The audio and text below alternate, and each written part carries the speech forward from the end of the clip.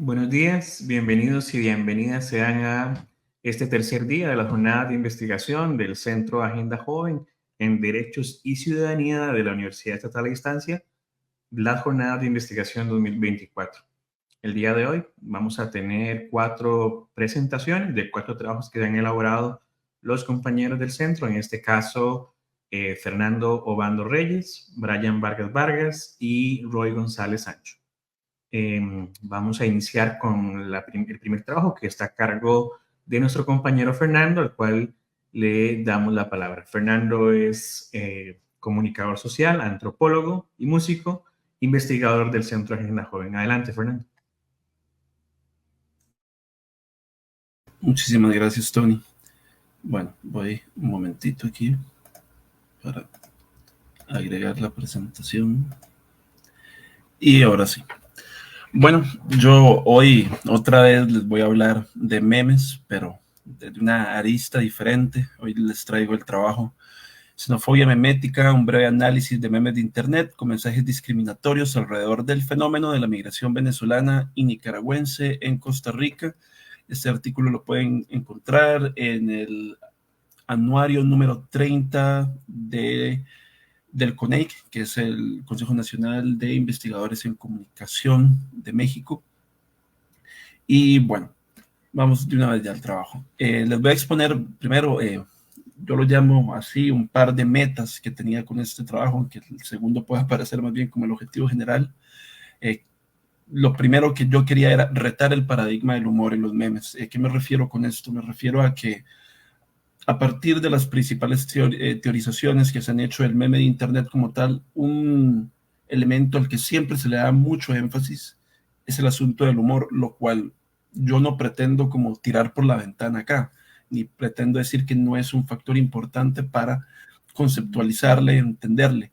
Lo que yo quiero proponer es que no es el único componente emocional que hay en los memes, hay algo mucho más que humor en ellos. Luego, un segundo propósito, que pues más formal, era analizar memes de Internet con referencias a personas migrantes publicados en una página de Facebook llamada Realidades Nacionales CR Recargado. Que bueno, luego ya ahorita les comento más de esta página de Internet. Algunas cuantas consideraciones teóricas alrededor del meme. Bueno, tal vez ya le expliqué un poco de esto, pero voy a ser muy puntual.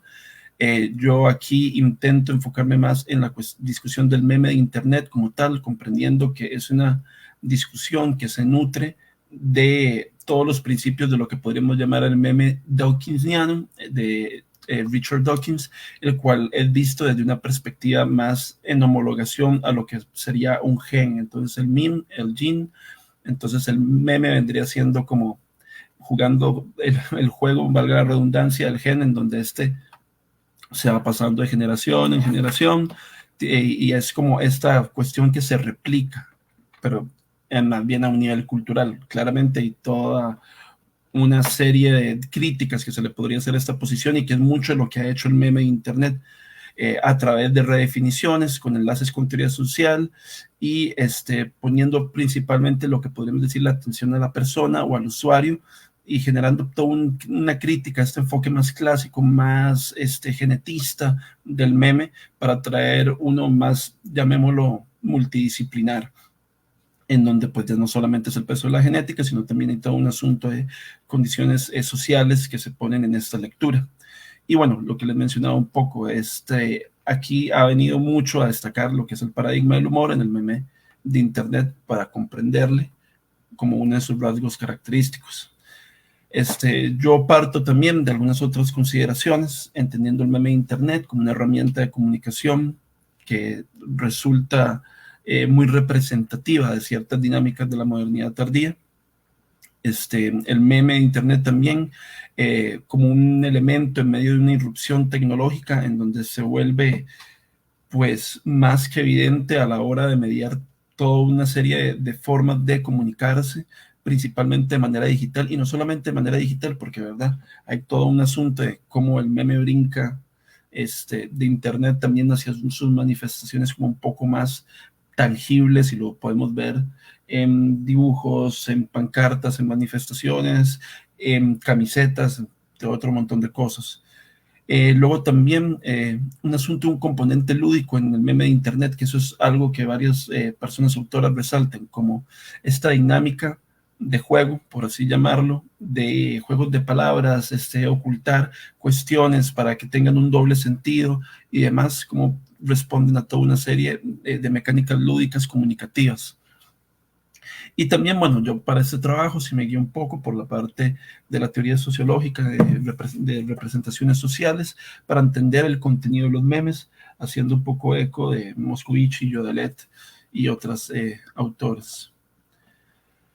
Bueno, a nivel de metodología, yo lo que hice fue un análisis de 6 memes que fueron publicados en la página de Facebook Realidades Nacionales CR Recargado durante el periodo de noviembre de 2022, un periodo en el que estuvo la discusión respecto a los movimientos migratorios hacia Costa Rica, muy pendiente en los medios de comunicación. Me decanté por una parte de análisis crítico del discurso, pensando en, bueno, justamente cómo podía obtener como insumos que me permitieran a mí una lectura respecto a estas asimetrías de poder en donde ciertas personas, bueno, que en este caso, como ya veremos, se colocan desde ciertos discursos que debido al contenido de la página vamos viendo que tiene una forma racista de referirse a las personas migrantes, xenofóbica, y en donde se nota como que hay una asimetría y quería como analizar un poco hacia dónde iban llevando estos discursos hacia aquellas personas pues que están en una condición de vulnerabilidad a la hora de realizar el tránsito hacia Costa Rica. Y bueno, parte de los elementos que yo estuve tomando en cuenta en estos memes, bueno, fueron primero los mensajes escritos, tanto en el meme como en la publicación, lo que le llaman el caption, pie de página o encabezado que a veces traen las publicaciones, los personajes involucrados en el meme, emoticonos o iconos, las referencias a las personas migrantes, ya fueran gráficas o escritas, y las secciones representadas en el meme, ya fueran metáforas o comparaciones utilizadas. Entonces, bueno, la página en cuestión es esta. Pueden ver un poco la gráfica que utilizaba mucho al Guasón y le pintaban con la bandera de Costa Rica. Esto era como un elemento gráfico recurrente. Y para el momento en que yo hice la última revisión de la página, tenía 70,000 seguidores, que esto fue el 11 de junio del 2023. Como pueden ver, no es una cantidad baja de seguidores. Y es un sitio que es cerrado en 2024, lo cual a mí también me llama mucho la atención porque, bueno, es un reto metodológico a la hora de trabajar con cuentas de memes de internet o en general con muchas cosas que están en aspectos digitales. Hoy pueden estar, mañana ya no. Pueden ser cerradas debido a que irrumpen las normas comunitarias. Esta era una página que era claro que irrumpía constantemente las normas comunitarias de Facebook debido al tipo de contenido que ponía. Y eventualmente estas pueden ser cerradas, pueden ser sancionadas, y pues otra investigación que estoy desarrollando, hablando con administradores de cuentas, parte de lo que ellos reportan es que generalmente cuando Facebook, una de estas plataformas, ya cancela la página, o sea, las posibilidades de recuperarla son bastante pocas. El tipo de contenido que se publicaba, para ser tal vez un poco más explícito, que solía publicar la página, eran cuestiones como estas. No voy a repetir el diálogo del meme, ahí lo pueden luego ver, pero sí, generalmente son chistes racistas, si se pueden llamar chistes, xenofóbicos, mucho contenido también, videos grabados de manera casera, en donde decían estas personas de tal nacionalidad están delinquiendo, véalas en el centro de San José, o mucha réplica de ciertos tipos de medios de comunicación en donde ponían noticias casi siempre para expresarse en detrimento de la población migrante o personas pertenecientes a la comunidad de la diversidad sexual, entre otras cuestiones. Antes yo quiero brevemente, ¿verdad?, hacer aquí una pequeña cuestión de antecedentes. Hay una línea relativamente nueva, diría yo, en el estudio de la memética, alrededor de lo que son mensajes discriminatorios en estos insumos. Hay ejemplos como los de García González y Bailey West, con la manifestación de un violador en tu camino, en donde encuentran toda una serie de respuestas al hashtag a través de memes que se burlan de las propuestas feministas, inclusive proponen a través de sus mensajes la supresión de derechos reproductivos femeninos. Está el caso de Ascanio Keller, Trillo y Schiffman, que tienen todo un análisis muy interesante alrededor de la extrema derecha y memes en Europa, y van demostrando cómo se vuelven un mecanismo muy útil para atraer nuevas adeptas a las filas de estas ideologías, y cómo hay toda una oportunidad de llamémoslo espectro ideológico, para poder ir explorando sus valores, sus propuestas. Inclusive habla mucho de lo que son sus escenarios fantasiosos. Tenemos el caso de Chavarría con el meme del esquinometer, que estoy seguro que no han visto, en donde, ¿verdad?, se le da como ciertas actitudes a las personas que tienen tez más clara respecto a las que la tienen más oscura, generalmente cargada de estereotipos de clase para ambos sectores, siendo casi siempre en mayor detrimento aquellos que son hacia las personas con tez más oscura.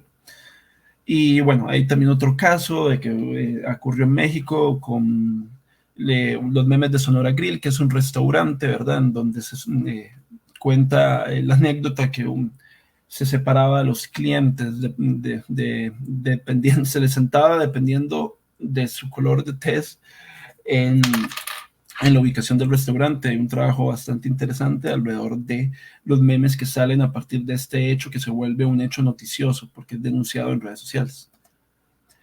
Aspectos alrededor de la migración venezolana y nicaragüense. Bueno, de parte de la migración nicaragüense tenemos bastantes trabajos.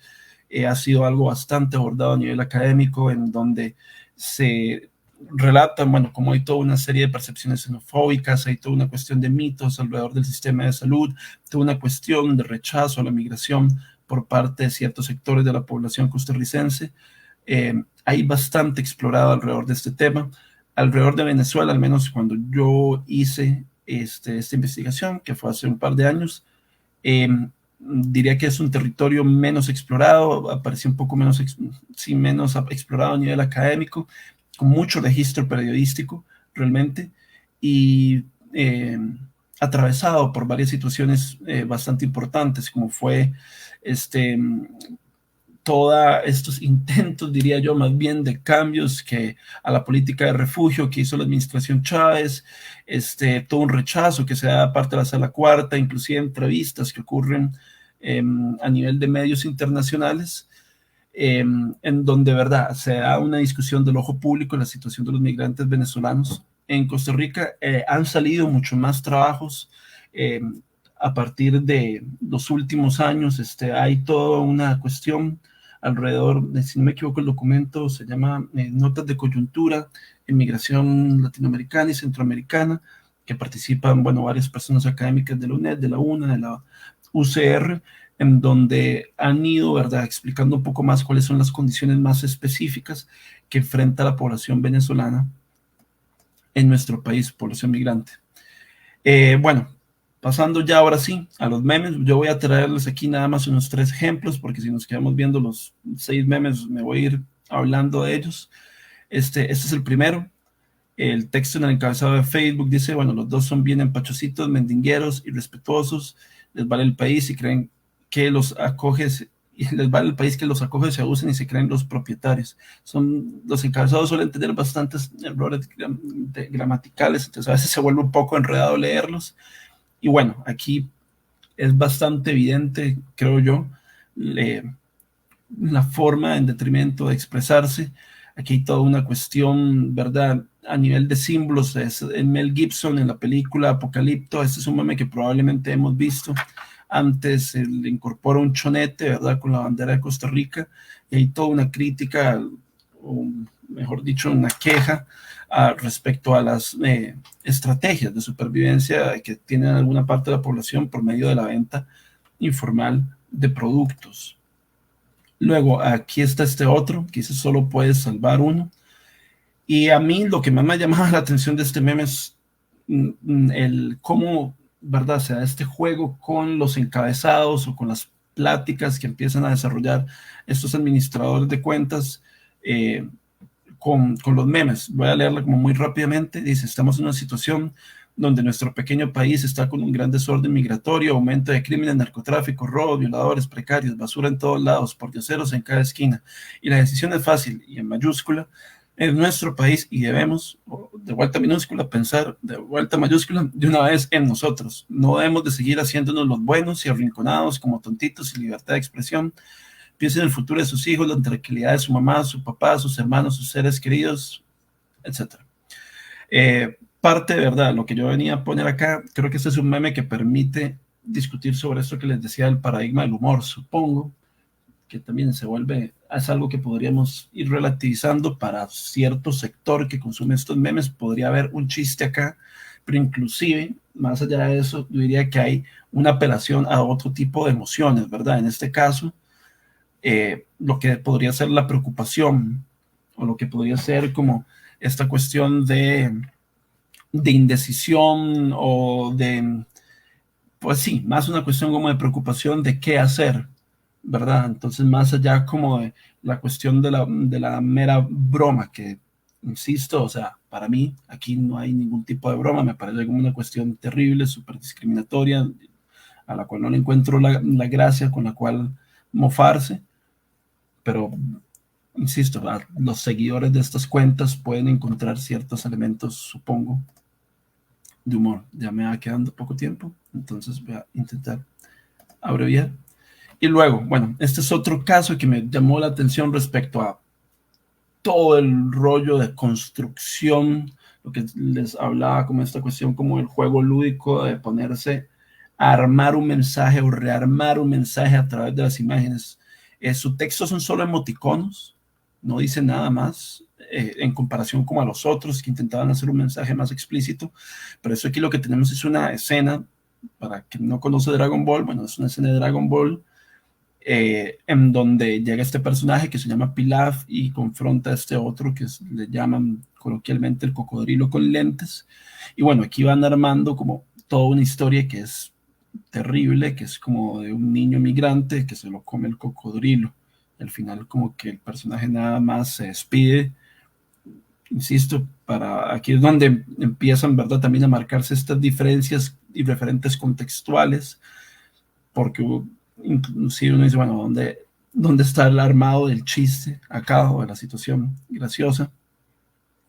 Pero bueno, el uso de referentes y demás le permite, bueno, a estas personas generar una cierta narrativa a través de reincorporar como las diferentes partes de la conversación que tiene el cocodrilo con este otro personaje.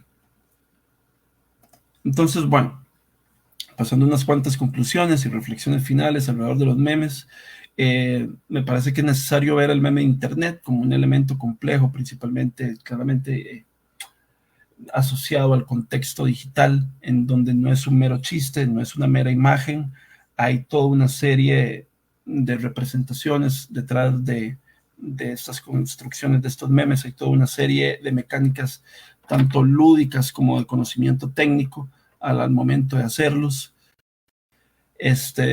y además de todos los elementos que nos brindan para el análisis de diferentes tipos de situaciones, tanto cotidianas como más extraoficiales.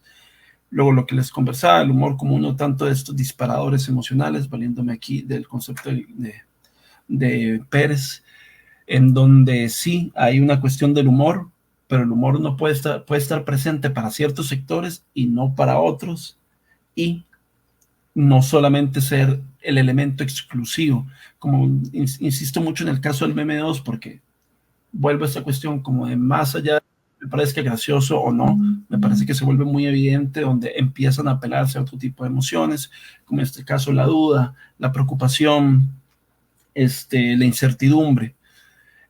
Son insumos en donde se dan discursos xenofóbicos, discriminatorios y estigmatizantes de las personas migrantes. No son cuestiones menores. Luego, hay representaciones sociales a través de estereotipos y llamados al nacionalismo. Vimos ahí en algunos casos el ejemplo de poner en la bandera, la cuestión del llamado de una defensa del territorio nacional, la visión de esta otredad de las personas migrantes como una un ente amenazante hacia un tipo de seguridad. Y bueno, preguntas quedan, me parece a mí, bastantes. ¿Quiénes leen esto? ¿Cómo se hacen estos memes, verdad? Y luego hacen cuáles son estas estrategias de construcción o cuáles son estas líneas de pensamiento que tienen estas personas que realizan estos memes claramente discriminatorios a la hora de enfrentarse a esta práctica de hacer memes. Y me parece que también queda a mí toda una cuestión de preguntas respecto a las repercusiones con las personas que consumen estos memes, que los comparten, que los, llamémoslo entre comillas, los disfruten, cuáles son, ¿verdad? Las repercusiones que pueden tener, no viendo esto, porque yo no creo que los memes vayan a ser un determinante del comportamiento, como que si yo veo uno de estos memes y yo le digo como, sí, ahora voy a ir a discriminar a personas migrantes. Yo no creo que sea como una cuestión tan unilineal ni tan simplificada, pero no creo que tampoco sean como textos que pasen meramente desapercibidos o nada más sean desechables, porque vemos también como a pesar de que se dice mucho de que el meme es una cuestión meramente efímera, muchas veces vemos cómo vuelven, cómo son utilizados también con diferentes fines. Entonces, ciertos roles, ciertos papeles se están cumpliendo. Entonces, bueno, ya aquí termino. Muchísimas gracias. Más bien, disculpas si me pasé un poquito del tiempo y pues nada, muchísimas gracias. No te preocupes, Fer, estamos súper bien del tiempo. Agradecerle a Fernando por su presentación y su trabajo. Creo que es un tema muy importante tener en consideración todos estos formatos, eh, textos que existen sobre algunos discursos en este tema xenofóbicos que son discriminatorios a poblaciones específicas, en este caso sobre población migrante, y en el caso costarricense sobre población migrante nicaragüense y venezolana. Entonces, agradecer el espacio y recordarles que el tema de hoy tiene que ver justamente con cultura digital, migración y nuevas formas de acción política. Para la siguiente presentación es el caso de nuestro compañero Roy González Sancho. Él es psicólogo, es investigador del centro y este tema que nos va a compartir se comparte con y complementa y amplía la discusión que nos acaba de presentar nuestro compañero Fernando. Igualmente, tienes 20 minutos, Roy. Adelante. Bueno, muy buenos días. Igual parte del trabajo que se presenta hoy viene derivado no solo también del trabajo que se hace en el Centro Agenda Joven, sino también en conjunto con parte de los procesos que llevamos dentro del centro a nivel de formación, en este caso estudios doctorales, en los que tiene que ver sobre la vocación que tiene el centro por presentar visiones desde Centroamérica, desde el Caribe, desde Latinoamérica, pero especialmente pensando desde nuestra región y viéndonos en este panorama, cómo ver desde Centroamérica nuestra historia, la historia de otros pueblos y en términos de estos reflexionar también sobre nuestro quehacer investigativo en términos de personas jóvenes, pero también entendiendo de dónde vienen los procesos subjetivos, históricos y demás que nos han dado en la actualidad, digamos, los derroteros desde los que nos movemos. Entonces, estoy viendo un trabajo publicado el año anterior que tiene que ver sobre las consideraciones acerca de dos elementos clave dentro de los procesos de conformación de nuestras sociedades latinoamericanas y centroamericanas: la raza y la identidad, en lo que fue, digamos, lo que ha sido la deriva histórica que han seguido nuestro continente, entendiéndonos también como parte de una historia mucho más amplia que ha sido derivada incluso también del surgimiento y la caída de órdenes geopolíticos e imperiales que, curiosamente, y a la luz de los acontecimientos internacionales que vemos hoy y en los años recientes, tanto en la pandemia como después, parece que algunas cosas se repiten, ¿no? Entonces, bueno, podemos iniciar con la presentación. La siguiente página, Fer. ¿Cuál fue el objetivo de este trabajo? Digamos, realizar un breve análisis de la conformación de América Latina a partir de las subjetividades y alteridades desarrolladas, promovidas o impuestas en las dinámicas sociopolíticas y económicas, desde la época colonial hasta la actualidad. Vale decir que este no es el trabajo, digamos, final, es el primero de dos, que varían de un enfoque, digamos, más histórico a otro geopolítico sobre la región centroamericana, y que, bueno, el trabajo en ciernes va con esa evolución de enfoques, que es también parte del acervo teórico y metodológico que manejamos en el centro. Entendido esto, podemos ir a la diapositiva siguiente. En términos, digamos, de cómo se ha comprendido por las y los investigadores el tema de la conformación de la región latinoamericana, entendida esta como Caribe, Centro y Suramérica, recientes enfoques han puesto también atención sobre los conflictos confesionales, políticos y económicos del continente europeo en aquel momento, de las derivadas incluso también por la disputa de las nuevas fuentes de recursos entre un imperio español en decadencia entre el siglo XVII y XVIII, y la emergencia de otros agentes económicos y políticos en aquel momento, entendido también por las coronas inglesas y holandesas, también antes de la Revolución Francesa, en lo que fuera la monarquía francesa. Esto porque estos conflictos derivan en lo que después dentro de nuestra región se concibe como, por la historia burguesa, por decirlo así, como los procesos de independencia, pero que otros enfoques sobre los que optamos, otras y otros investigadores, vemos como el proceso de descomposición y caída del Imperio Español y el surgimiento de nuevas organizaciones internacionales, no necesariamente desvinculadas de las estructuras coloniales que cayeron, entre comillas, en aquel momento.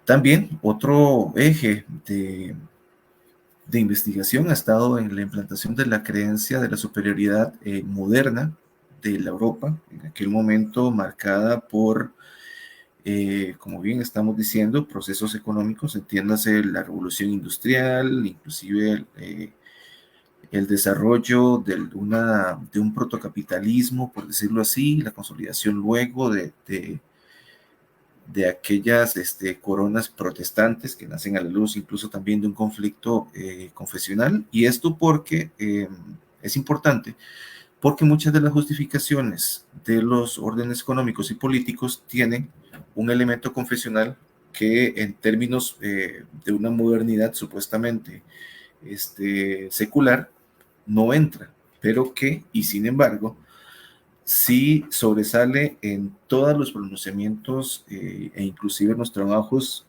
de recuentos históricos de la época. Hablamos entre los siglos XVII, XVIII y en menor grado tal vez en el siglo XIX, más por una cuestión de decoro político que por falta de fundamento, ¿no? O un intento de presentarse incluso también como a diferenciación de las estructuras eclesiales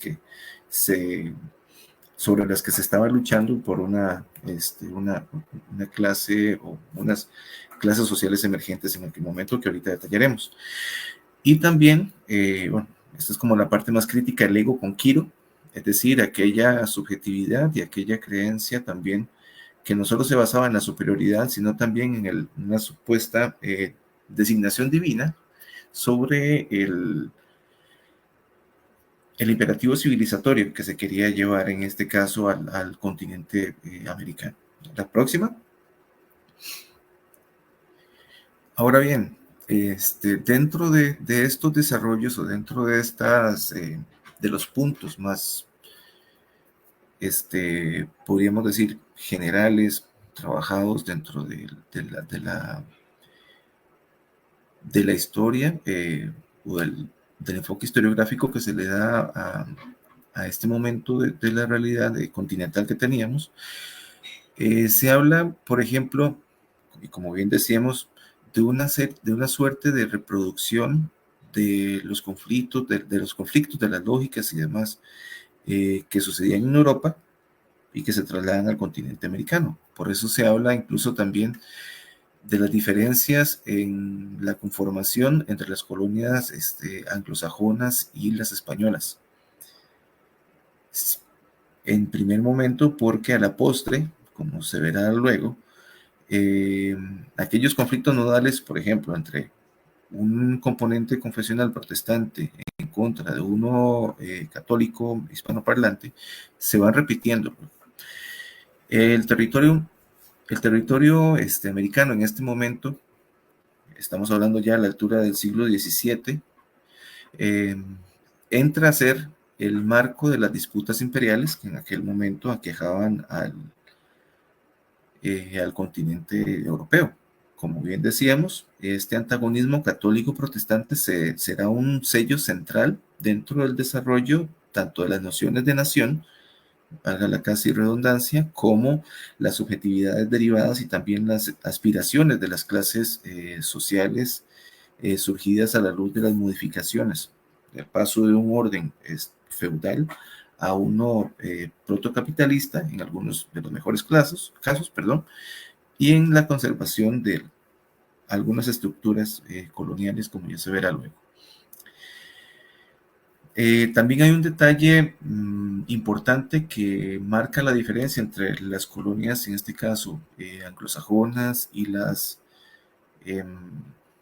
hispanoamericanas. Por ejemplo, para la época del siglo XVII y el siglo XVI, la isla de Inglaterra tenía un bonus demográfico, es decir, una sobrepoblación, que facilitó la migración de grupos familiares completos a lo que luego se conocerían como las colonias inglesas en el norte de América, lo cual incluso también permitió que los procesos de limpieza racial y de expansión territorial se fueran incluso más fuertes que en comparación con las colonias del sur, es decir, las hispanoparlantes. Y en el caso de la conformación de las colonias hispanas, lo que se ve es que principalmente, en un primer momento, lo que migran son principalmente hombres que intentaban salir de una situación de pobreza en España, obviamente con algunas diferencias que luego darían a la postre conflictos internos, ¿no? Esto, ¿por qué? Porque en el caso de las colonias españolas, las poblaciones europeas eran pequeñas y las economías netamente extractivas. Esto no quiere decir que en las colonias inglesas no fuese así, pero la cierta homogeneidad poblacional que tenía y la cohesión dada por los grupos familiares completos que se desplazaban hizo por lo menos un poco más acelerado el proceso de cuestionamiento de los órdenes coloniales que regían el dominio del territorio americano en aquel momento. Eso sí, y de la mano con estas dos conformaciones, algo que sí tienen en común los desarrollos coloniales en ambos lados es que hubo exterminio con mayor o menor grado, procesos de aculturamiento, especialmente en el sur, y desplazamientos territoriales que más que todo fueron facilitados o complicados dependiendo de las geografías en las que fueran. Por ejemplo, en el sector centroamericano, en algunos lugares, por ejemplo, los asentamientos indígenas estaban en las montañas. Esto facilitó, en cierta manera, en algunos contextos, la conservación de las poblaciones autóctonas y se dio en detrimento, por ejemplo, en otros contextos, por ejemplo, el argentino o el norteamericano, donde las planicies hacía que los procesos de exterminio y desplazamiento de las poblaciones originarias fuera incluso más fácil, por decirlo así. La que viene. Hacia el final de las colonias, bueno, hubieron hechos que marcaron una cierta reconfiguración, lo que luego se conocería como los procesos de independencia. Hay que entender, por ejemplo, que en el siglo XIX los enfrentamientos entre las colonias europeas que se rezaban 40 años antes de la entrada del siglo, fueron un elemento determinante en torno a la organización y al cuestionamiento de los órdenes coloniales. Al mismo tiempo, la caída del monarca Borbón, es decir, del español, a manos de Napoleón Bonaparte, marcó un vacío de poder importante en el caso de las colonias españolas, y que facilitó la proclamación tanto discursiva como el proceso también de guerras por, en este caso, la independencia administrativa, en algunos casos, también política proclamada, en otros, para en aquel momento la conformación territorial de una nueva administración, en este caso de las ganancias y de las posibilidades de exportación, que era principalmente lo que peleaban en aquel momento tanto los criollos como los peninsulares, en aquel momento afincados en el país, en las colonias hispanoamericanas. Surgen nuevas clases sociales, o sea, hablamos de un protocapitalismo al final de esta época, principalmente compuesta por intelectuales formados en Europa, comerciantes que se beneficiaban de la importación de producto terminado en el europeo y también de la exportación de ciertos productos al continente europeo también, sembradores y agricultores y estancieros. Es decir, en este caso, los ganaderos. Había una clase social, digamos, ligada al modelo productivo de aquella época, que se cuestionaba la libertad de poder, en aquel momento, comerciar con quienes ellos quisieran. Y también hay que tener en cuenta que había una disputa por la influencia y el acaparamiento de aquellos territorios hispanoamericanos, bueno, españoles en aquel momento, que estaban siendo marco en la disputa especialmente entre la colonia inglesa y la española. Había una aristocracia ilustrada europea y que tenía una fuerte influencia por la Revolución Norteamericana y que se mantenía a favor de la esclavitud. Y había una élite criolla que en aquel momento se conocían como radicales intelectuales, que eran más como de capas medias y que estaban influenciados por la Revolución Francesa, y que estaban en contra de la esclavitud y a favor de eliminar los sistemas de privilegios coloniales. Esto, como se verá luego, marcó buena parte de la influencia en la conformación de los órdenes políticos. La que viene. Ahora bien, desde la caída del Imperio español, un catalizador, como bien decíamos, fue el hartazgo de las presiones económicas sobre la colonia. La declaración de la dependencia de España se da, pero con una continuidad de las estructuras coloniales, es decir, continúa el sistema de castas, una clara diferenciación entre peninsulares, es decir, gente venida directamente de Europa, criollos, hijos de españoles nacidos acá, mestizos, de todos los procesos, inclusive de combinación racial que hubo, de raza entendido en el término de cómo lo veían ellos, ladinos, indígenas y negros. Algunos países intentaron blanquear sus poblaciones, otros optaron por reivindicar el mestizaje. Las campañas de blanqueamiento incluso se pueden ver tanto en las colonias norteamericanas como en el caso argentino, donde, y otros también, ¿no?, donde se trataba de borrar otras poblaciones, otras subjetividades que pudieran surgir. En Centroamérica, una práctica fueron los censos excluyentes y las campañas de exterminio, aquellos censos en donde se contaban solo a mestizos y blancos y no se contaban a las poblaciones afrodescendientes. Dos casos que se mencionan mucho fue el de El Salvador y en el caso con los indígenas, y de Costa Rica con el caso de los afrodescendientes, incluso también en el siglo XX. Bueno, las relaciones de Estados Unidos-Norteamérica, en donde la configuración de ambas regiones no daba campo a la confesión religiosa del otro. Y luego, con la independencia de Estados Unidos, el destino manifiesto y la doctrina Monroe, presentado como decíamos, digamos, como un mecanismo secular, en donde la dominación económica y política era la meta, y solo se interrumpe en 1860 con la Guerra de Secesión. La siguiente. Una frase que resume bien lo que hemos venido hablando es una cita de Rinke, y el autor menciona: un elemento importante aquí fue el discurso de la alteridad en relación con Latinoamérica, es decir, luego de la independencia norteamericana, el discurso del otro americano cargado con racismo, y en el que los latinoamericanos eran representados a los ojos de los yanquis como femeninos, blandos y débiles, como salvajes, infantiles e incivilizados, así como bárbaros, falsos y mentirosos, y en el que los anglosajones, sin embargo, se veían a sí mismos, y también a los ojos de muchos latinos, como masculinos, fuertes, civilizados. Esto adquirió, digamos, durante ese periodo nuevas dimensiones, es decir, se magnificó.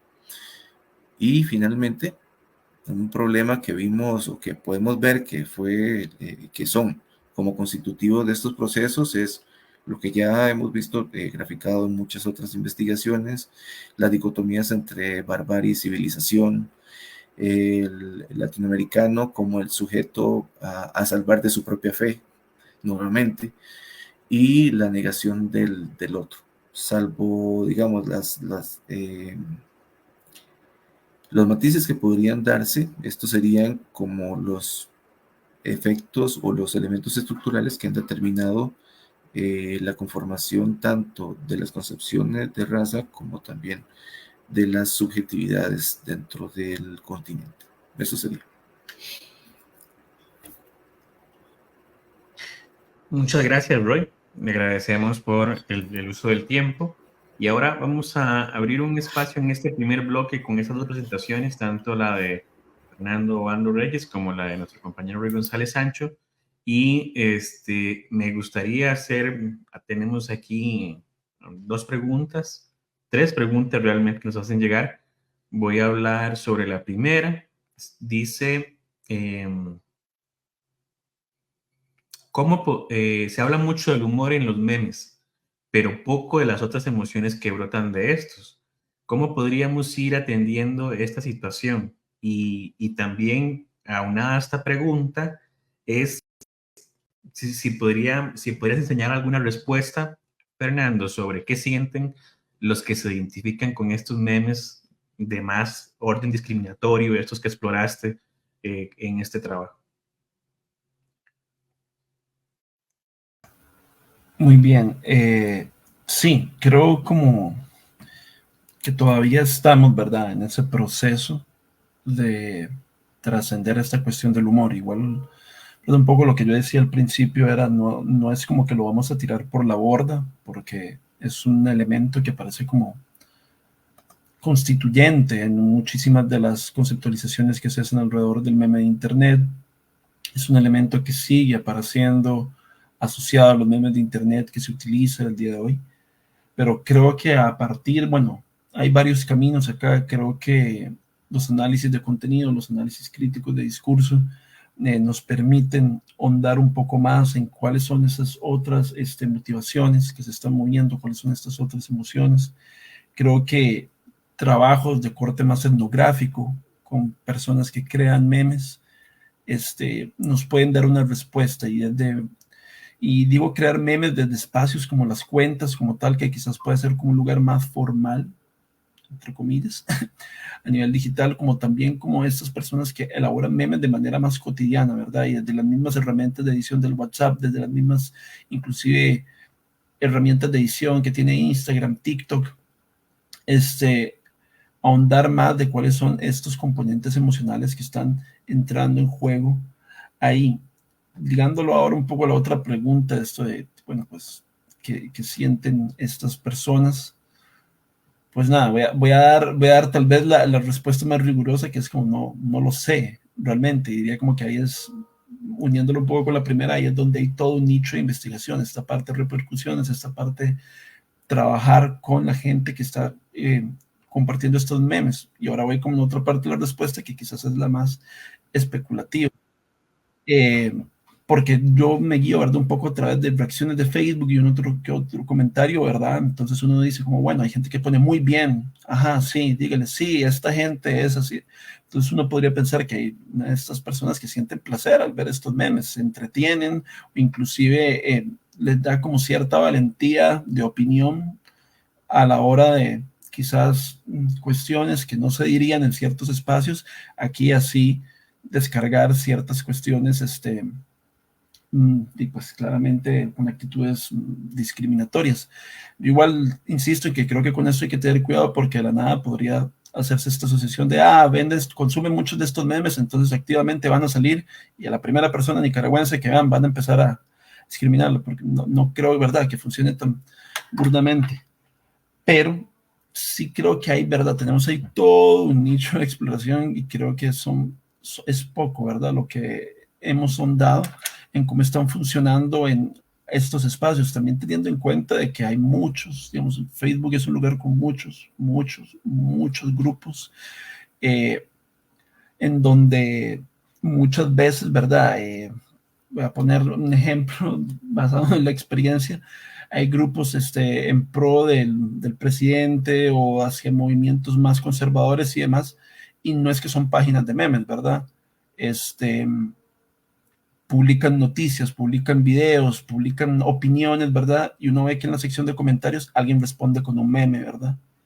Y alguien tal vez no responde con un meme, más bien lo que le responde a ese meme es un texto y el otro sigue respondiendo con memes, ¿verdad? Empieza a haber todo un uso de este insumo para ir explorando ciertas emociones, ciertas respuestas, inclusive ciertas lógicas de argumentación en algunas, en otras pues, más común incurrir como ciertas falacias para ir deslegitimando al oponente o inclusive en otros casos para ir reforzando ciertas formas, ¿verdad? Por eso decía esta parte de, bueno, yo podría especular que algunas personas se sienten como un poco más envalentonadas, como que les levanta un poco aquí, ¿verdad?, los ánimos, porque es algo parte de lo que se exploraba como en los casos de la extrema derecha en Europa y cómo era también como un pequeño laboratorio para ir renovando ciertos símbolos o posicionando ciertas temáticas y volver más atractivas, por así decirlo, ciertas discusiones en algunos temas.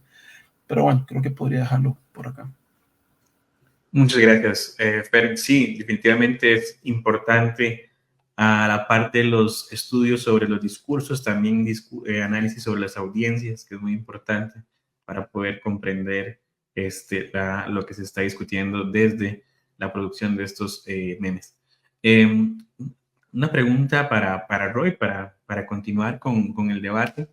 Roy nos hace una exposición muy interesante, una discusión teórica, un ensayo sobre estas consideraciones acerca de la raza y la identidad en la conformación de América Latina. Pero actualmente, Roy, ¿cómo se manifiestan estas lógicas coloniales? ¿Qué podrías decir acerca de? Bueno,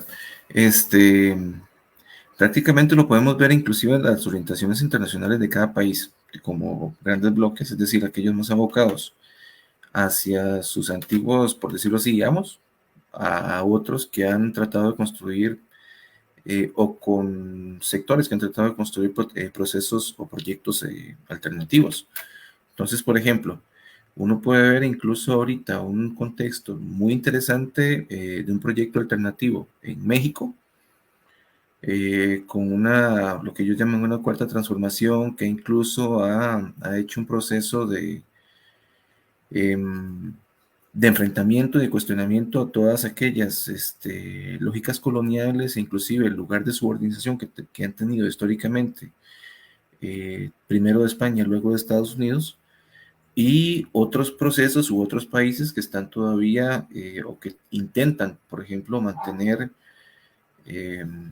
esos sistemas a flote y de otra forma. Ahora, con el proceso de la independencia, lo que hubo fue un intento de desvinculamiento administrativo y digamos que político-administrativo, pero con el deseo de mantener ciertos procesos o ciertas formas de de usufructo de las fuentes de recursos. Ejemplo, pues las familias centroamericanas que tienen al día de hoy el dominio económico y demás, siguen siendo las mismas después de hace no sé cuántos años. Incluso también la forma en cómo y el lugar que se le da a los sectores críticos en algunos contextos. Hablo, por ejemplo, en Argentina, en donde hoy están con una clase política de elección popular, de orientación liberal conservadora, completamente replegada a Estados Unidos y con una fuerte vocación de entrega de los recursos estratégicos, con una profunda vocación, por ejemplo, de satanización de cualquier conquista histórica, social, y son parte de esas lógicas coloniales. Entonces vemos, por un lado, el desarrollo de un proyecto nacional con el desarrollo de oportunidades para la gente, con reducciones significativas de la desigualdad, de las desigualdades, perdón, con incrementos también palpables en las remuneraciones por los trabajos, en el caso mexicano, y vemos un proceso de desmantelamiento de cualquier logro colectivo, del aumento de las desigualdades, de la pobreza, de las desigualdades, de la indigencia, el desmantelamiento del tejido industrial nacional, que ha hecho, en este caso, un proyecto político elegido popularmente, en el caso argentino, ¿no? El presidente Milei. Entonces, ahí son dos ejemplos que podemos ver en nuestros extremos de cómo siguen esos órdenes coloniales y de qué, digamos, en los casos centroamericanos, ¿no? En donde los proyectos liberales han sido básicamente una disputa por quitarle la primacía estructural a los poderes eclesiales en algún momento con la conservación de los privilegios, ¿no? Entonces, sería como por ahí, a grandes rasgos. Muchas gracias a Fernando y a Roy en este primer bloque por comentarnos parte de sus trabajos que han venido realizando desde el Centro Agenda Joven y, como lo mencionaban, parte de sus procesos formativos, doctorado y de maestría. Entonces, agradecerles por su presentación. Continuamos en este segundo bloque con dos trabajos, en este caso del compañero Brian Vargas Vargas y del compañero Roy González Sancho. Nuestro compañero Brian repite, el día de ayer estuvo también presentando dos de sus trabajos y el día de hoy nos trae un trabajo. Brian es sociólogo, es arquitecto y es investigador del Centro Agenda Joven. Adelante, Brian, tienes espacio por 20 minutos. Muchas gracias, Anthony. Un saludo a todas las personas que nos están viendo, escuchando en este momento. Voy a poner un tiempo. Este coincide también con ser parte de uno de los trabajos del proceso doctoral que estoy cursando en este momento. Es un artículo que está publicado en la revista Rupturas de la UNED y que construí con la colega Janet Aguilar del doctorado en Ciencias Sociales. Entonces, reconocer que también es un aporte, que es una construcción colectiva de la colega Janet y mía. Entonces, se llama El pensamiento neoliberal y la producción del sujeto neoliberal, reflexiones de la política pública para Costa Rica y El Salvador. Siguiente, por favor.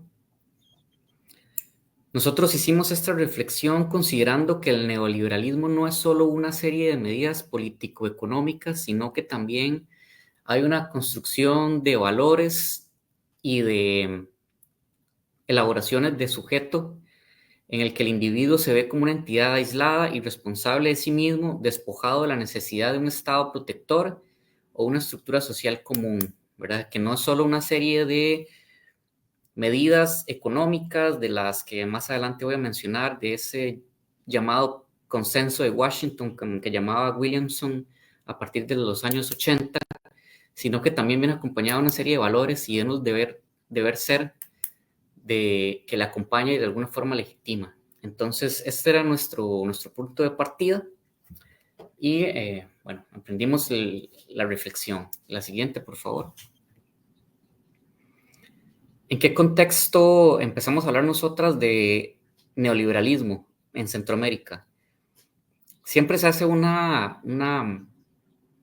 punto de partida, una salida desde la década de 1980 con la crisis de la deuda y los programas de ajuste estructural impulsados por el Banco Mundial. Nos decía eso que denominó Williamson los paquetes del consenso de Washington, que tuvieron como consecuencias la privatización y la reducción del sector público en Costa Rica, en El Salvador, pero también en los otros países de la región centroamericana, en el ámbito educativo, en el ámbito de los servicios eléctricos, de las energías, de las entidades bancarias.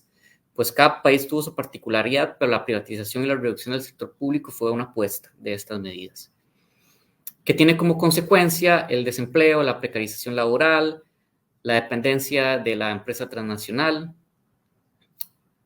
En efecto, tiene una reducción del Estado, de ese Estado protector. Y que esto también, como decía al inicio, no solo es un hecho de que se privatiza y se reduce el Estado, sino que subjetivamente también se introduce la idea de que el Estado es esa limitante para la libertad. Entonces, de que el Estado se reduzca significativamente, pues será quitar esa barrera hacia la libertad y hacia el crecimiento de lo económico, que pues posteriormente veremos que no es así, pero bueno, hay una construcción ahí de valores que también es importante anotarla en este contexto a partir de 1980. La siguiente, por favor. ¿Qué empezamos a nosotras a definir como el sujeto neoliberal?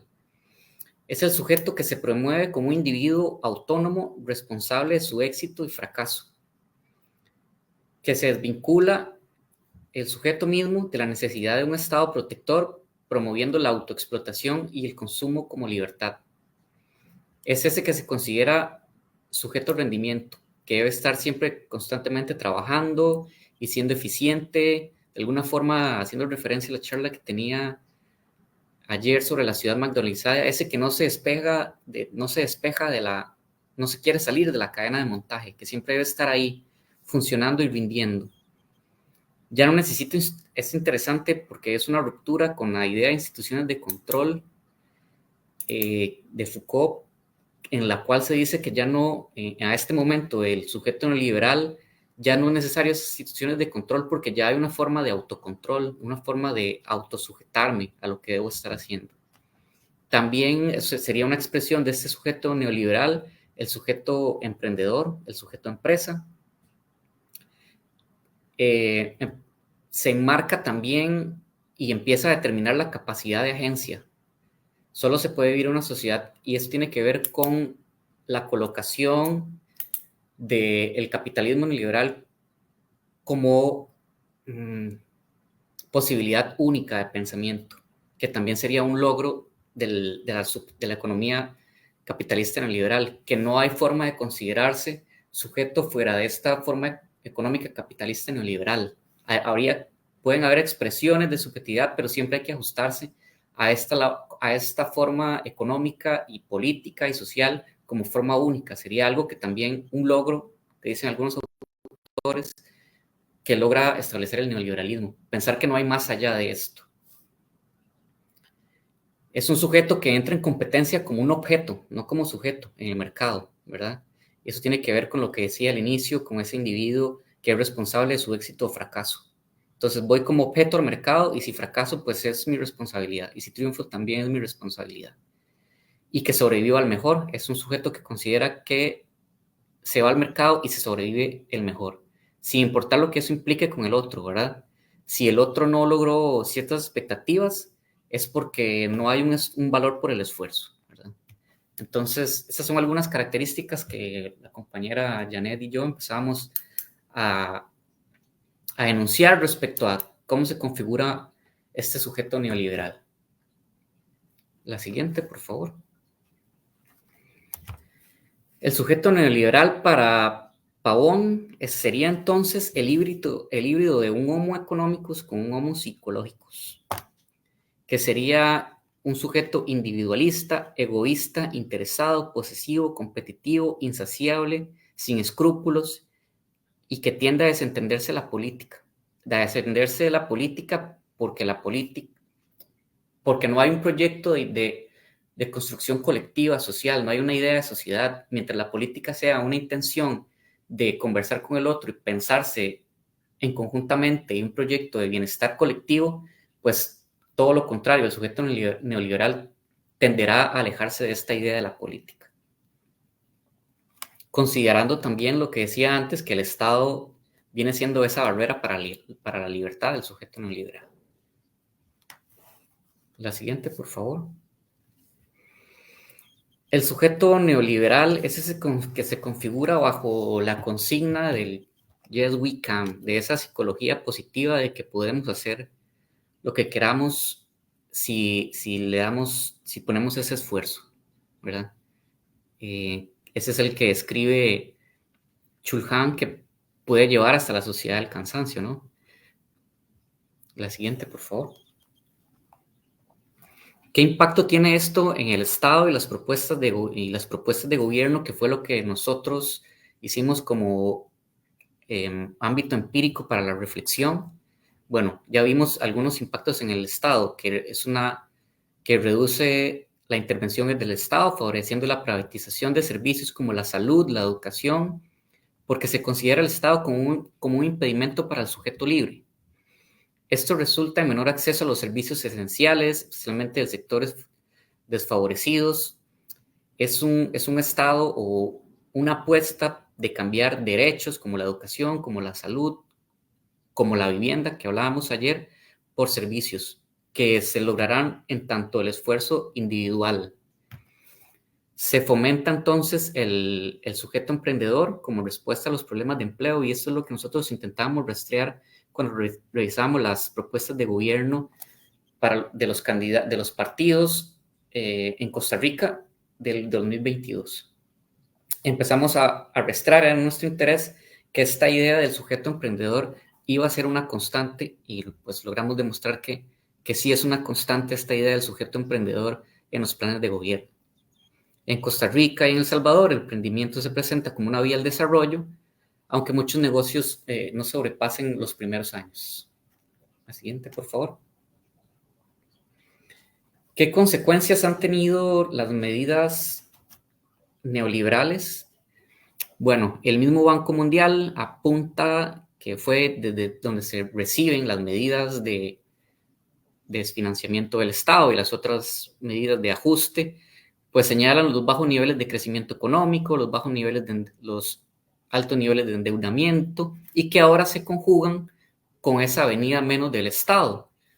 Entonces, que ahora se conjugan con los retrocesos en materia político-institucional. Son muestra del fracaso del modelo de desarrollo y las reformas neoliberales. Bueno, esto lo mismo lo dice el mismo Banco Mundial. La siguiente, por favor.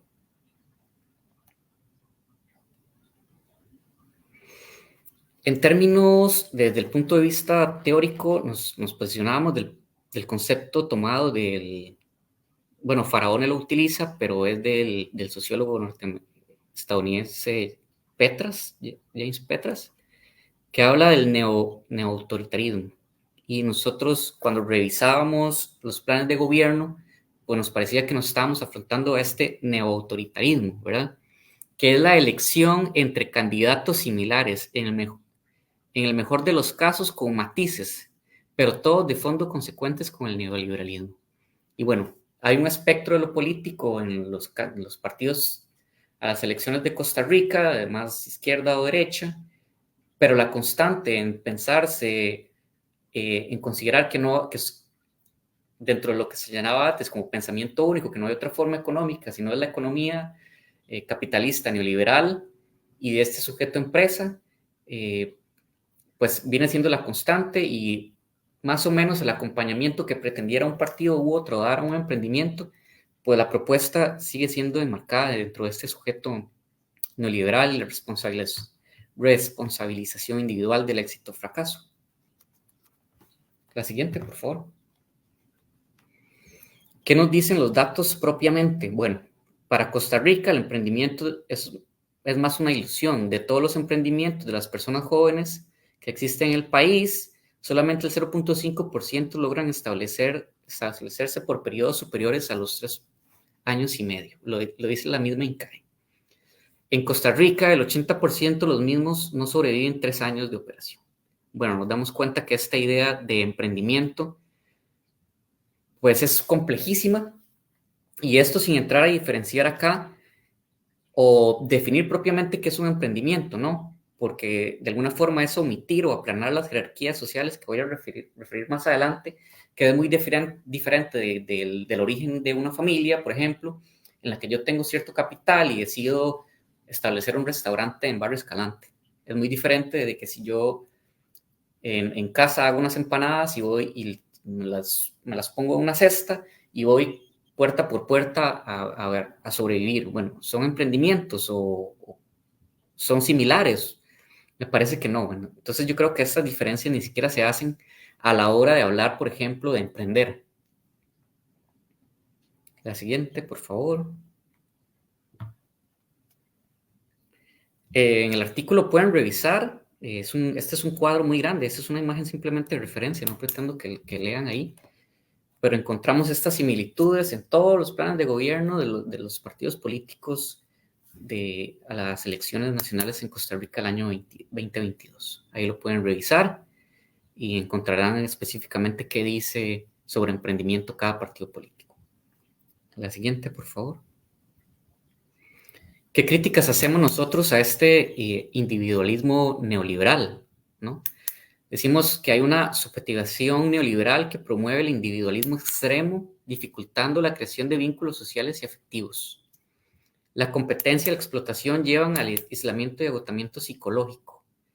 Y eso tiene que ver, en la revisión que hacíamos de literatura cuando estamos escribiendo el texto, ¿qué pasa con los individuos que no logran ese éxito esperado, ese éxito del yes we can, ¿verdad? Es un peso psicológico muy importante que algunos otros autores incluso hablan de la depresión como la nueva enfermedad del siglo y el peso y el agotamiento psicológico que significa no alcanzar las metas.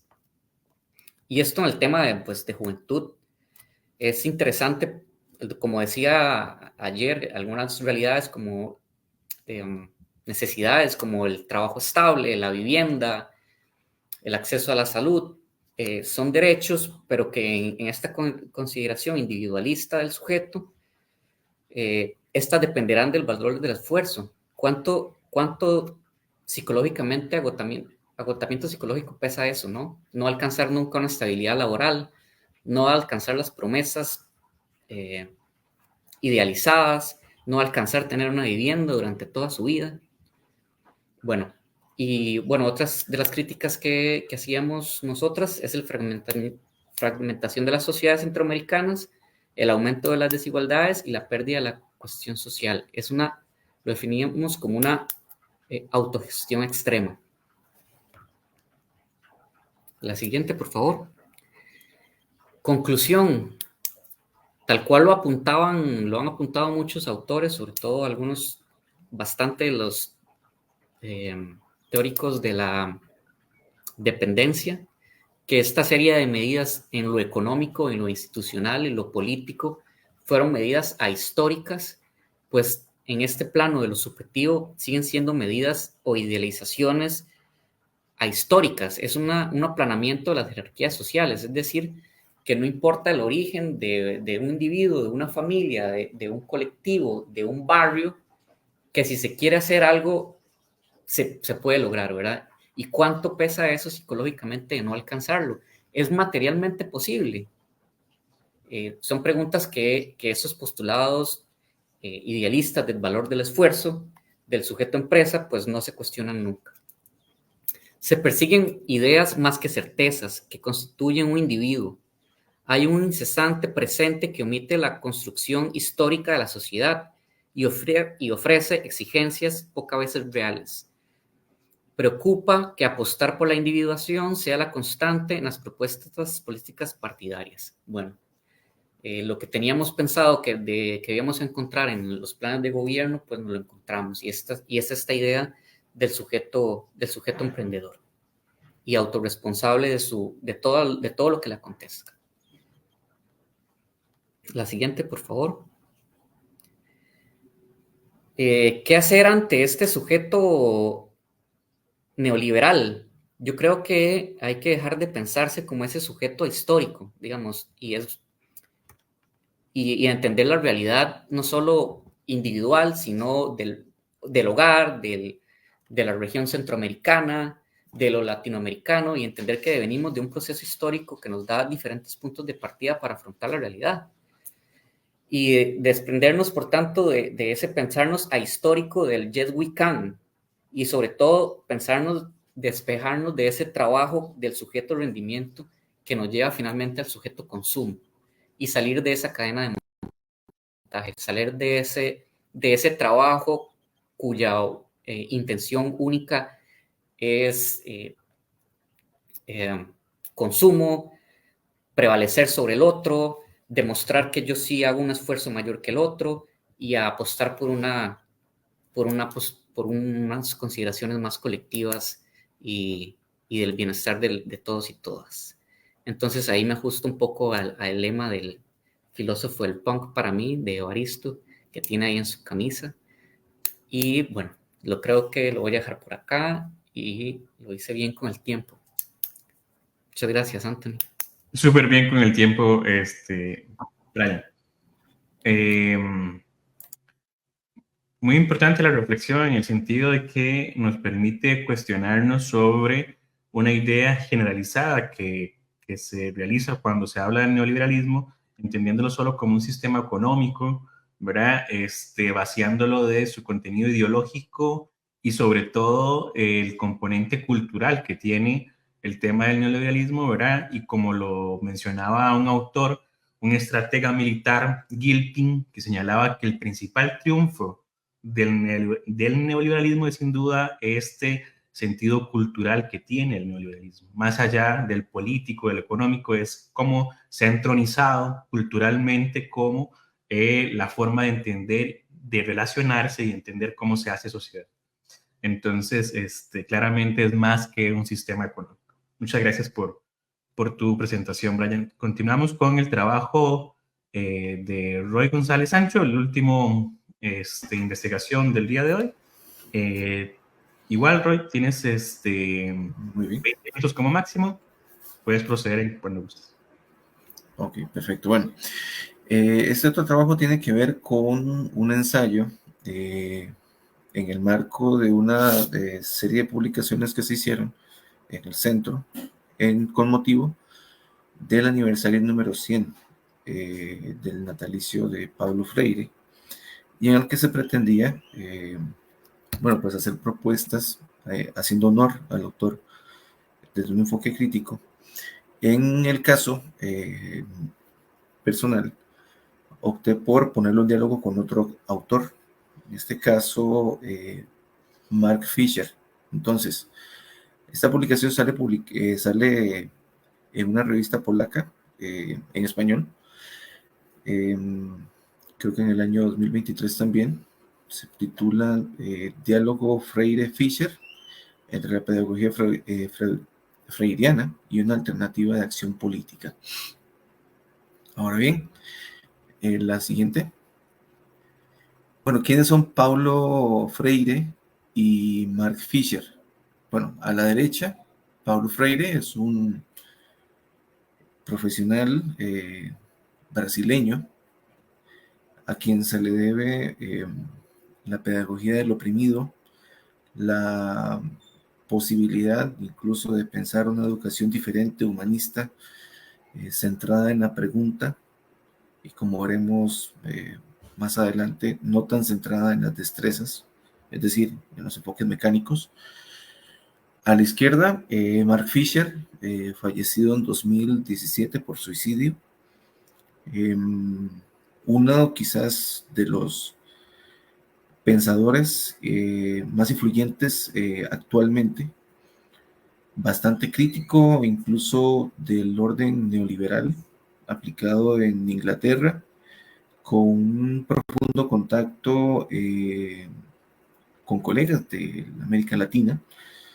Para mi gusto, quizás lo mejor que ha salido de Inglaterra en los últimos 20 años.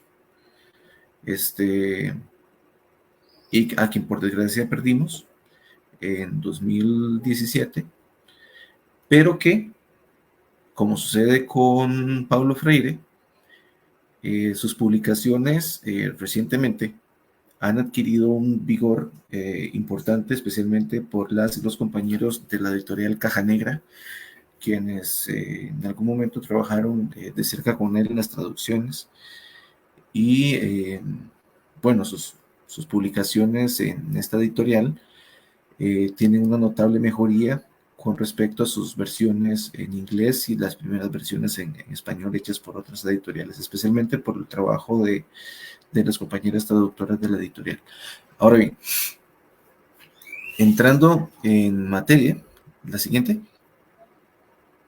Las coincidencias. Bueno, ambos autores tienen una profunda crítica al neoliberalismo, que si lo ubicamos históricamente nace de un intento, por ejemplo, de algunos intelectuales, entre comillas, europeos, que intentan diferenciarse de los, en aquel momento, de los liberales clásicos, por decirlo así, porque para ellos eran muy blandos.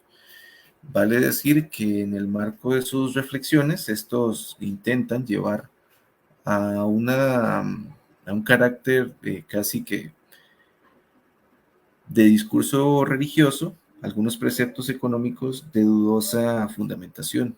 No lo digo yo, lo dicen los trabajos inclusive de Garvey, Piketty, por decir algunos más contemporáneos, y cuyo argumentación va a dar a coincidencia que es muy funcional a los proyectos de anulación de los avances que se lograran especialmente en la segunda mitad del siglo XX. Hablamos en el contexto de después de la Segunda Guerra Mundial y los proyectos de reconstrucción y recomposición de los países. En este caso hablamos, por ejemplo, del estado de bienestar, las políticas de desarrollo interno, sustitución de importaciones y demás, y que se esgrimen, en este caso, que vale decir que en su primera etapa, a principios del siglo XX, fracasan, y no es sino con cierta notoriedad en los años 70 y 80, especialmente en los sectores más reactivos a la expansión de la protección social y los avances en la movilidad social ascendente, como resultado de estas políticas, se manifiestan en contra, y comienza un trabajo sistemático tanto de formación de profesionales como de ataque de aquellas organizaciones en todos los contextos e instituciones que se erigen con base en la expansión del beneficio de la cobertura del Estado. Entonces, ambos autores atacan el discurso único, bien como decía Brian anteriormente, especialmente en el caso de Fisher, en este negacionismo de las clases sociales y el problema de la desigualdad. Freire en sus últimos trabajos también habla incluso de la sistematización de la lucha social. Y en ambos casos también hay una denuncia de la privatización de los recursos estratégicos. Al mismo tiempo, de los esfuerzos, denuncian también los esfuerzos por la desmovilización de la organización social disfrazada de modernización. No sé si tal vez la gente recordará en cómo la desaparición o incluso el ataque a los sindicatos se vendía como una política que avanzaba a un estrato superior de organización de la vida social y demás. Esto especialmente promovido por las clases políticas, ¿no? Especialmente al inicio de los 90s. Cómo no recordar pues, el paso del menemismo por Argentina, que fue tal vez la aplicación más fuerte del consenso de Washington y cómo descalabró aquella sociedad en aquel momento. Bueno, también el discurso del final de la historia, básicamente por un horror en la interpretación de una premisa hegeliana por parte de Fukuyama, que recientemente se desdijo, dijo que estuvo mal, lo cual a nivel intelectual es bastante honesto. Sin embargo, no quita también el papel que ha jugado, especialmente en tratar de dar sentido a los delirios, en este caso, de las políticas norteamericanas a nivel internacional. Los procesos de burocratización de la participación popular, es decir, la vigilancia de los movimientos y la revisión de todo. Esto patente en cómo en los diferentes estados se ha visto la creciente necesidad de exigir requisitos para las instituciones y movimientos sociales para poder acceder, incluso dar trámite a sus reclamos, y también cómo se han desregulado las gestiones empresariales, así como las privatizaciones, en contraposición con lo que se hace con las exigencias que se plantean a los capitales medianos, pequeños y micro. Al mismo tiempo, también ambos autores señalan como un problema la concentración de los recursos y la aplicación de un modelo de gerencia social entendido como el gerencialismo, que sería como una traspolación de las lógicas empresariales a toda aquella administración de lo social, de lo público, inclusive también de las relaciones interpersonales. La siguiente. Bueno, en lo que yace en ambas propuestas, es decir, de ambos autores, hay una serie de elementos que nos dan pistas sobre cómo reaccionar al supuesto discurso único de la corriente neoliberal. Es decir, tiene sus consecuencias a nivel cultural, político y económico, especialmente porque estos son los rasgos de acción y de promoción que ha tenido durante no solo después de la Segunda Guerra Mundial, pero especialmente desde la década de los 80 en nuestros contextos. Entonces, ante esto, ambos autores hablan inclusive de tener un proceso de conciencia de estar en el mundo. Por el lado freiriano habla de entender la historia como más cercano al concepto, podríamos decir, de la memoria, es decir, de la transformación social y centrado también en la capacidad de actuar de la gente e inclusive de construir el relato sobre aquello que ha sucedido y que sucede. En contraposición, digamos, de los discursos históricos y las conciencias o el tipo de conciencia que intentan, en este caso, las clases más pudientes imponer sobre aquellos menos favorecidos o excluidos. Al mismo tiempo que habla de en el caso freiriano, de una curiosidad epistémica, especialmente marcada por la pregunta problematizadora, es decir, aquella que cuestiona, no aquella que repite un contenido. En el caso freiriano habla de lo inédito viable, que sería en este caso desarrollar las condiciones y los momentos viables para los sueños posibles. Y esto como a partir de una pedagogía, habla en el sector educativo, pero creo que es extensivo también a la organización social, de una pregunta problematizadora que cuestione el orden de las cosas. En el caso de Fisher, nos dice que una forma de reacción es evidenciar la gestión del gerencialismo neoliberal, que principalmente limita la creatividad. En esto tiene una profunda igualdad de conclusiones con Freire. Vale decir que seguramente Fisher leyó a Freire, pues las coincidencias en algunas conclusiones no vienen del vacío. Obviamente está en una cuestión, una lógica administrativa que le posibilitaba incluso presentar conclusiones sin decir de dónde las sacó, más cuando no eran europeos las fuentes. En eso también hay que ser claros. Otro punto en confluencia de ambos autores es en plantear preguntas que no partan ni reproduzcan las lógicas del opresor o el sentido común neoliberal, es decir, aquello que trata de mantener inamovibles las condiciones tal cuales están hoy. También la ejecución de nuevas formas de interpretar y de llevar, digamos, las relaciones cotidianas. En el caso de Freire, y también algo que aplicaba Mark Fisher en su trabajo, especialmente en educación secundaria nocturna, una pedagogía humanista, es decir, centrada en la persona y alejada del ensañamiento, digamos, solo de reproducción de ciertas destrezas, entre comillas, sino más bien en cuestionarse. Y esto como una base, inclusive también para una pedagogía que sirva como una forma de liberación de estas lógicas.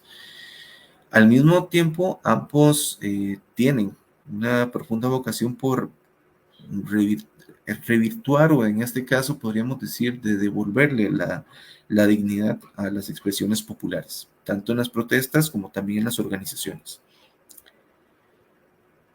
Y también de romper como esa lógica individualista en el pensamiento, en el razonamiento, en cómo nos vemos, pasando del pensar al pensamos. Ambos utilizan esa conjugación en sus obras muchas veces, y creo que es digno de rescatar como esas claves que nos dan para poder reaccionar al discurso predominantemente neoliberal que hay ampliamente difundido en nuestros días. La siguiente.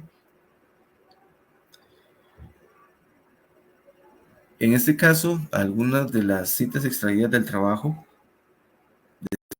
decían, bueno, la subjetividad capaz de superar el orden neoliberal, al tener conciencia de este y de su lugar, las relaciones sociales desiguales, puede asumir el imperativo de construir, mediante su acción reflexiva, dialógica, los marcos comunes de conciencia necesarios para intervenir en los entornos mediatos e inmediatos. Esto en términos de qué es necesario para poder actuar. Bueno, esas subjetividades que deberíamos potenciar es especialmente esas que tengan esa conciencia y esa necesidad de poder actuar de forma reflexiva y no mecánica, y en diálogo con otras subjetividades, otras realidades, para que el desarrollo e inclusive de esos entornos de acción y cambio y proyección puedan ser posibles. Y finalmente, lo que sigue, como una forma incluso de marco de inicio de acción, hay algo que, si bien tienen dos palabras distintas en su significado y en la elaboración en ambas propuestas de pensamiento es muy similar.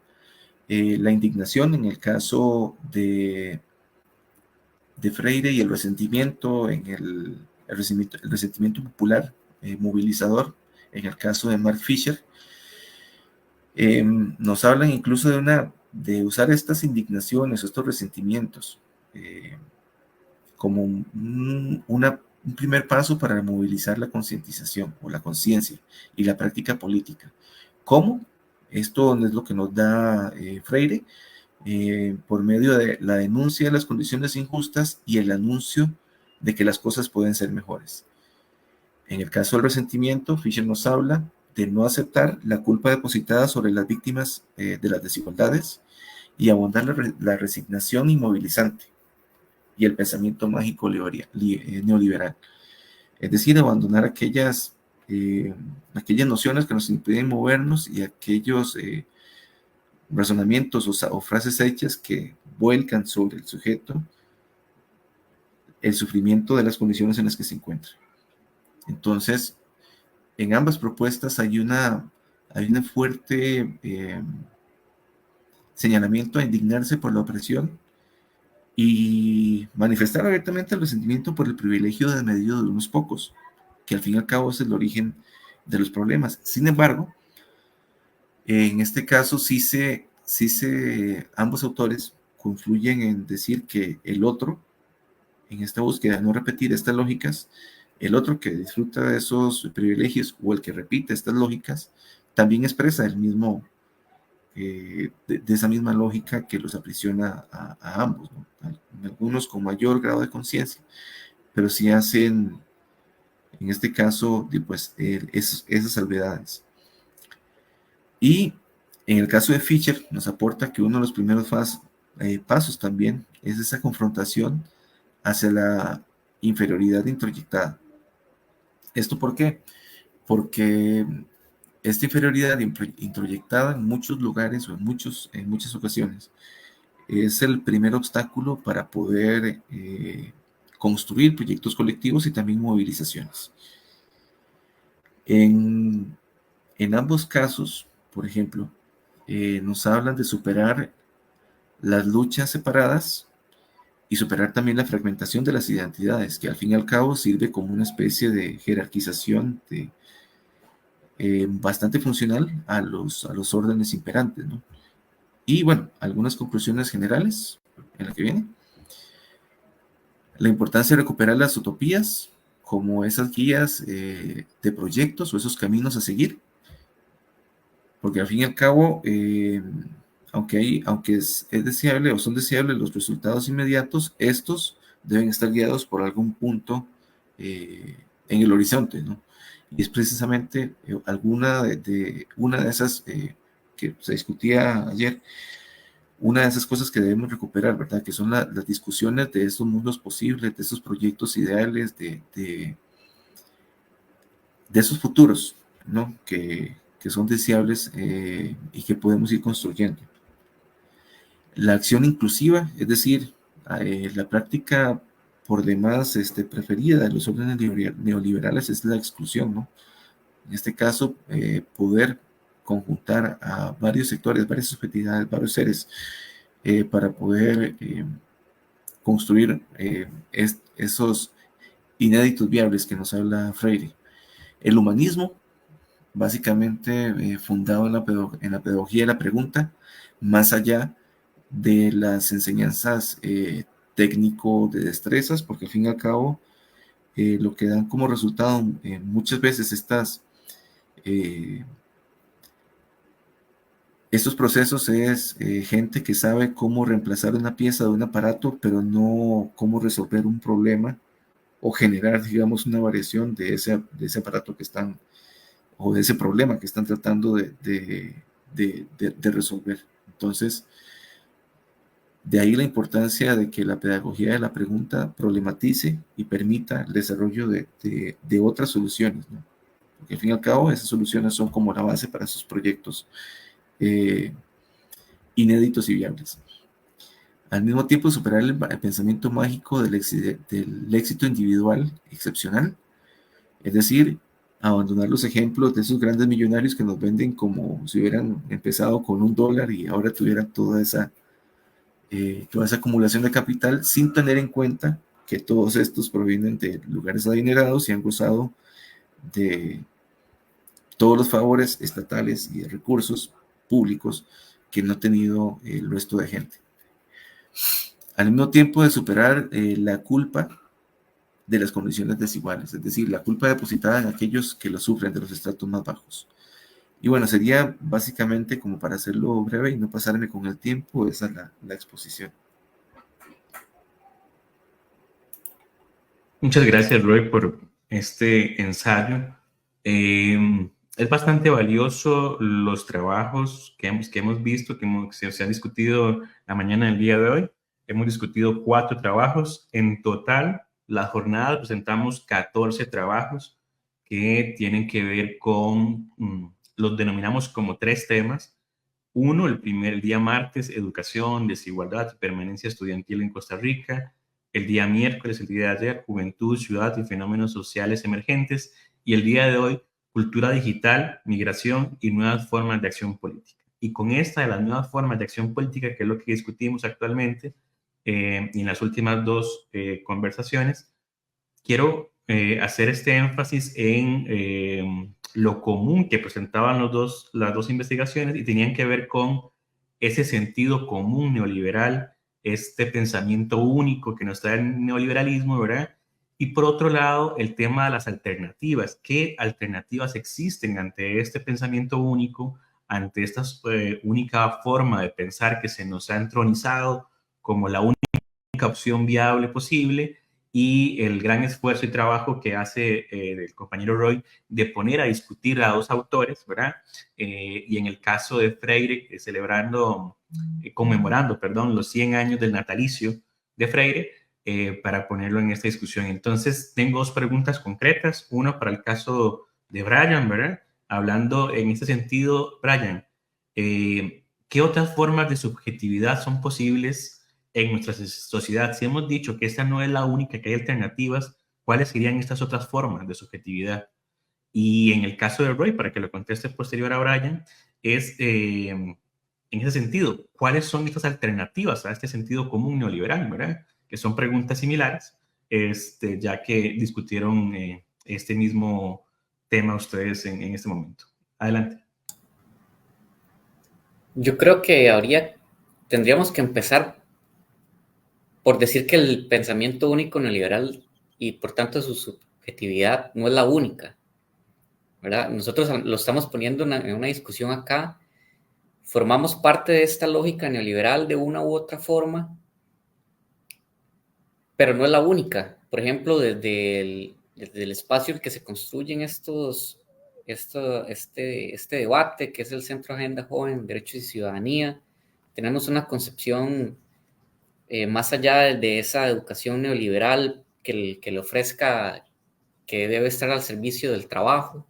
Si no pensamos esa educación freiriana de la educación como derecho, la educación emancipadora, estamos construyendo colectivamente, poniendo en la mesa una discusión respecto a otra realidad posible. Entonces yo creo que estamos dentro del marco de otras subjetividades, estamos pensándonos colectivamente, emancipatoriamente, dialógicamente también, que sería muy freiriano en ese sentido. Entonces yo creo que los postulados que nos desarrolló más Roy en ese sentido responden a esas otras subjetividades, desde Freire, desde Fischer, desde cantidad de pensamiento latinoamericano que existe no solo desde la academia, sino desde la comunidad, desde los pueblos originarios, que hay otras formas de concebir el mundo, ¿no? Más allá de ese homo económicos y psicológicos que se articula en el sujeto neoliberal. Entonces yo creo que ciertamente hay otras subjetividades y ahí están, las estamos construyendo. En este momento estamos construyendo una subjetividad más emancipatoria en esta discusión, o al menos creo que esa sería nuestra intención. Entonces eso, habría que empezar por entender que no es el pensamiento único neoliberal el que existe y que habemos quienes nos posicionamos desde otro punto de lo político y de lo colectivo. Entonces eso, yo creo que Roy desarrolló bastante bien cuáles son esas otras posibilidades desde Freire, que es un referente, digamos, en el ámbito de la educación, de cómo son estas otras subjetividades.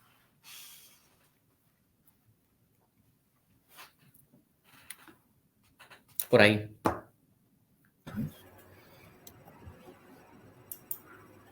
Ok, bueno. Ahora, dale. No, perfecto, que siguieras tú para atender la pregunta. Ok, bueno. Tal vez el remitirme a un ejemplo. Una vez estaba en un curso con profesores en diciembre y uno de los profesores, me reservo decir de qué colectivo pertenecía, hablaba de que él había llegado hasta donde había llegado por él, nada más por él y por su trabajo, ¿verdad? Es decir, por todo su esfuerzo, por todo su mérito, ¿verdad? Por su único existencia y trabajo duro. Entonces, me acerco y le pregunto, Y a usted nunca nadie le ayudó. Un solo día de su trayectoria educativa y laboral, nadie le ayudó con pases, con una sola copia. Un orientador, una orientadora, no les te dio alguna ayuda para resolver algún problema. En la universidad, la trabajadora social, porque me decía que luego que era becado, no recibió una sola ayuda de una persona para asistirse en un trámite, para solicitar una beca o demás. En aquel momento, aquella persona se quedó, pues, visiblemente contrariada. Es decir, porque tenía que reconocer, pese a su propia, digamos, postura autopromocional, que había necesitado de otros y de otras en su camino para estar en donde está. Y creo que esa es una buena forma para comenzar a discutir, es decir, con uno de esos ejemplos concretos, porque, por ejemplo, no hay subjetividad en el vacío. Lo que somos se construye con otros, con ayuda de otros. Creo que esto lo decía Cioran Oticún, que el sujeto es posible potenciado en colectividad y en comunidad. Y esta colectividad y comunidad se expresan en ese sujeto cuando es potenciado. Es decir, esas formas alternativas, esas realidades alternativas, esas formas de ser, esas formas posibles de hacer y de hacernos presentes y de construir en nuestras realidades, precisamente pasan por esa misma lógica. Es decir, no hay un sujeto que pueda aprender a hablar por sí solo. Es incluso antinatural y contraintuitivo pensarlo de esta forma, sino que es con otros que aprende a hablar, que aprende a caminar, que aprende a pensar. Y es precisamente esa forma troncal en las que podemos empezar a cuestionar las bases. Es decir, exigir las evidencias, poner en evidencia, disputar aquellas promesas incluso que también el neoliberalismo no ha cumplido. Por ejemplo, el bienestar.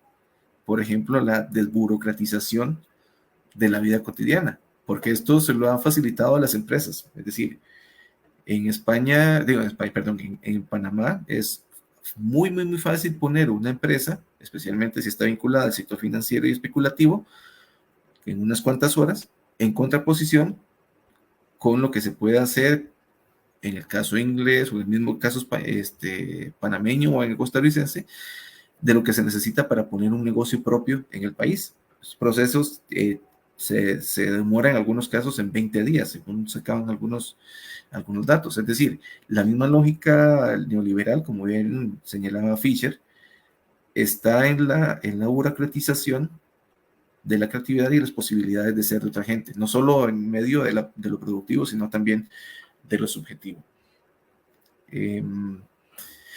Entonces creo que por ahí es donde son posibles esas otras subjetividades, en poner en evidencia que no es ni el único discurso posible, ni el único que puede decirse verdadero. No es que se va a caer en el relativismo posmoderno, esos que también es funcional al discurso neoliberal, sino también que esas otras formas posibles están ahí, incluso de forma muy, muy concreta, muy, muy viable. No podría inclusive empezar a discutir de que somos lo que somos porque estamos con otros. Y ese nosotros es la base de cómo podemos construir esas otras alternativas, incluso también esas otras formas de pensar. Muchas gracias a ambos, Brian, Roy, Fernando, por presentar el día de hoy estas 4 investigaciones. Nos quedamos con las palabras de Brian y Roy sobre esta discusión que hacemos sobre el modelo neoliberal, que no solamente es un modelo económico, ya lo discutimos, ya lo ampliamos, en la cotidianidad. Roy lo señalaba que podemos tenerlo presente, existen alternativas, solo que se nos ha hecho creer, ¿verdad?, que solo existe una forma de hacer la economía, que solo existe una forma de relacionarnos socialmente, y en diferentes espacios se ve esto tanto en la formación educativa, en la política, social, en la política económica. Cada vez es más frecuente que se nos señale y se nos diga, solo existe una alternativa, solo existe este camino, y claramente desde una posición crítica, y es parte de lo que hacemos acá en el Centro Agenda Joven, en Derechos y Ciudadanía, discutimos sobre estos temas y otros que hemos presentado a lo largo de estas jornadas de investigación. Por parte del Centro Agenda Joven, en Derechos y Ciudadanía, desde la dirección, desde el equipo investigador, para nosotros ha sido un enorme placer y una dicha presentar estos trabajos, no solamente como un momento de, ¿cómo se llama?, representación de los trabajos, presentación de los mismos, sino también una forma de rendición de cuentas por parte del trabajo que se hacen de las universidades públicas, el aporte que se realiza, y además entendiendo que esto es un proceso, es una fase, una etapa importante en el proceso de investigación. Cuando usted expone frente a pares, cuando usted presenta los textos en formato de artículos, capítulos de libro, como hemos venido trabajando hasta el momento, y es parte de la labor que hacemos en la universidad. Sin más, agradecerles por su asistencia, agradecerles por sus presentaciones, y estas fueron las jornadas de investigación 2024 del Centro Agenda Joven. Muchas gracias y una muy buena tarde.